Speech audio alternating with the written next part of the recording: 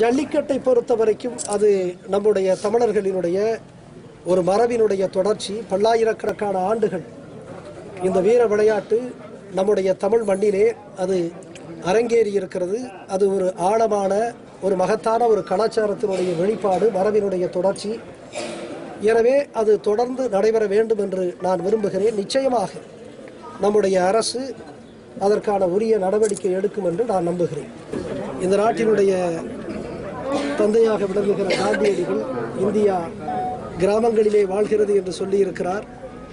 இந்த தேசத்தினுடைய முதுகெலும்பு விவசாயிகள் என்று பெருமையோடு சொல்லுவது உண்டு.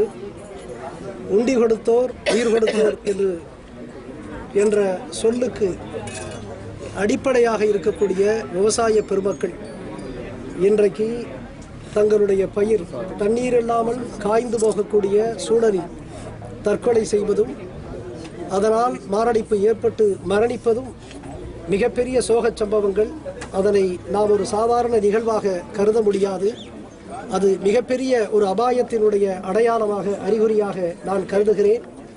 எனவே எம்முடைய வாழ்வுக்கு ஆதாரமான விவசாயிகளினுடைய அந்த சாவு எமக்கு பெரிய வேதனையையும் வலியையும் அளிக்கிறது. நம்முடைய சமூகம் எங்கெல்லாம் வசதி இருக்கிறதோ, வாய்ப்பு இருக்கிறதோ, சமூகத்தினுடைய ஒரு பகுதியினர் இன்றைக்கு பாதிக்கப்பட்டிருக்கக்கூடிய விவசாயிகளுக்கு உதவ முன்வர வேண்டும். எங்காவது இந்த இறந்து போன குடும்பங்களிலே ஒரு மகன் அல்லது மகன் படிப்புக்காக அங்கே பாதிக்கப்பட்டு தவிக்கிறார் என்று சொன்னால் அதற்கு உதவ வாய்ப்பு உள்ளவர்கள், வசதி உள்ளவர்கள் முன்வர வேண்டும்.